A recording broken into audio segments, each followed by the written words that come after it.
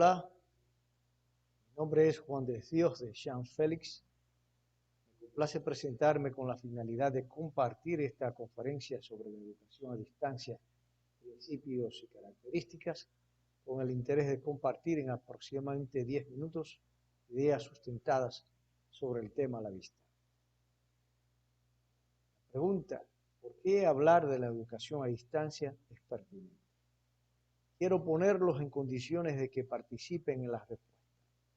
Hay personas ubicadas en un punto geográfico distante de otros, donde hay educación, conocimientos especializados de su interés, que desplazarse hasta allá les resulta costoso.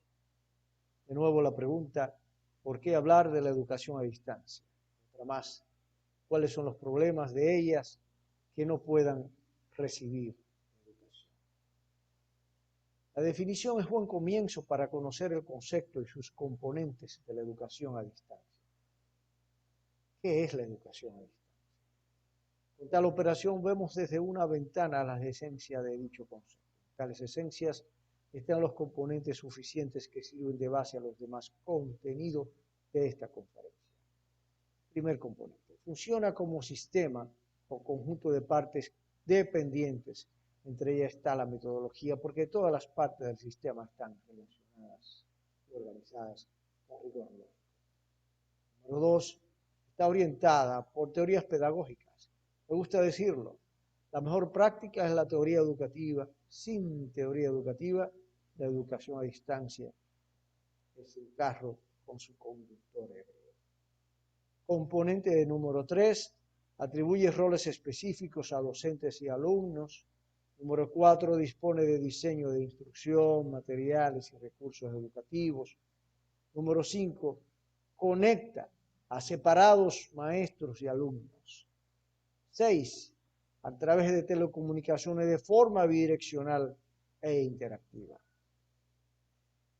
Describir tales generaciones, 4 en total, es un camino para conocer la evolución de la educación a distancia. Sin embargo, me permito hacerlo de otra forma. Diré de cada una la tecnología de la época o generación reconocida en dicho momento, no sin antes partir de la premisa de que no hay educación a distancia sin tecnologías de la información y la comunicación.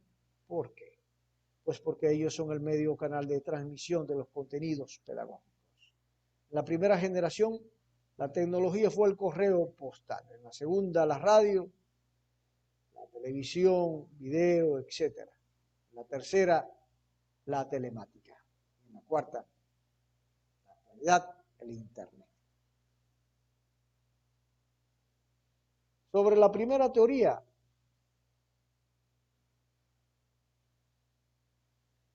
relacionada con la educación a distancia, Peters, citado por García Areito, habla acerca del carácter de la forma industrial de enseñar y aprender. El resultado de observar planificación, división de trabajo, producción masiva, automatización, estandarización y control de calidad. Sobre el carácter autónomo independiente de aprender, García Areito cita a Wedemeyer y a Moore, que se fundamenta a su vez en este último, destacar independencia del estudio en cuanto a espacio y tiempo y a la independencia del aprendizaje. Teoría reformada por Moore, que viene a desarrollar la teoría transaccional de la educación a distancia o distancia transaccional. Destaca dos variables. De un lado, la variable diálogo, profesor y alumno, y del otro, la variable estructura del curso. Sobre el énfasis en la interacción y la comunicación entre docentes y alumnos. Holmberg, citado por Areito, propone el término conversación didáctica guiada, que se da de dos formas: la comunicación simulada del alumno con los materiales y una comunicación real del alumno en forma escrita. Sobre el valor determinante de la tecnología, es otro fenómeno sobre el cual se ha teorizado. Ya se hubo prestado atención a las teorías de educación a distancia, pues de ellas resultan los principios y de los principios descubrimos más adelante los roles de docentes y alumnos. Así que ojo con cada principio para ver la relación con las teorías y los roles de que se hablará. Veamos, el primer principio es el diálogo. El nivel del mismo depende de tres variables: contenido del curso, instructor y diferencias culturales. Segundo, es la autonomía del aprendizaje que se habló en la teoría sobre el carácter autónomo independiente de aprendizaje. Tercero, es la habilidad de escribir como medio de comunicación. Cuarto, la disciplina, comunicación y organización, el cual nos va a facilitar comprender los roles de los estudiantes. Quinto, es trabajo colaborativo, probablemente uno de los principios más fácilmente captados y realizados. En la categoría de diseño instruccional está el principio sexto, que nos remite a la teoría sobre el carácter de la forma industrial de enseñar y aprender.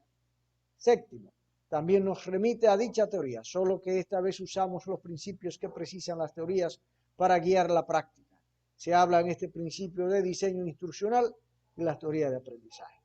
En la categoría de medios está el principio octavo, que precisa los asuntos sobre la selección y uso de medios, los cuales tienen una influencia directa en el aprendizaje. También está el principio noveno, que precisa una relación entre los medios y los objetivos. Finalmente, en la categoría de institución, está el principio décimo, que precisa el desempeño de los instructores, sus competencias multidisciplinarias, de quienes se dice depende en gran medida el éxito del curso. Las categorías donde encuadramos los roles del docente son pedagogía, contexto social, administrativo y técnico. En todos ellos está su rol central, que consiste en su desempeño de mediador o intermediario. Hacemos una lectura a cada categoría. La categoría pedagogía, su rol consiste en desempeñar en forma práctica los asuntos de la pedagogía, es decir, es facilitador y como tal contribuye a la aprehensión por el alumno de los conocimientos especializados. Formula consignas o preguntas, se enfoca en la discusión, responde, asegura coherencia y sintetiza. La categoría social, su rol consiste en poner todas sus habilidades para crear atmósfera colaborativa, genera comunidad de aprendizaje. La categoría administrativa, su rol consiste en conocer software, organizar conferencias, grupos de trabajo, mover y borrar mensajes. La categoría técnica, su rol consiste en asegurar y apoyar comodidad de sus alumnos con la tecnología. Otros roles de un docente. Un docente se espera que sea organizativo, social, intelectual, que diseñe, planifique, seleccione contenidos y recursos, etc. Más roles, que provea contenidos. Tutorización, evaluación, sea técnico. Hay términos que lo definen como consultor de información, colaborador de grupo, trabajador solitario, facilitador del aprendizaje, y también se le atribuye el rol de supervisor académico, con cuya función estimula, reflexiona, contempla situaciones de aprendizaje, guía, proporciona ayuda, información complementaria y como tal volvemos al rol de diseñador de estrategia para el aprendizaje, corrige, evalúa, asesora. ¿Qué se espera del estudiante? Depende de la realización de sus roles. Si los realiza, se espera que esté orientado al fortalecimiento de la autodisciplina, al mejoramiento del autoaprendizaje, al fortalecimiento del análisis crítico y reflexivo y al mejoramiento del trabajo colaborativo.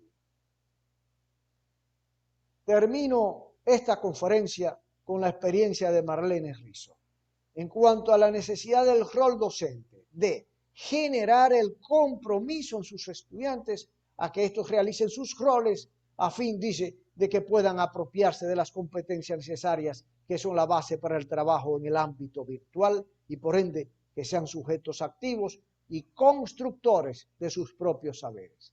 Muchísimas gracias.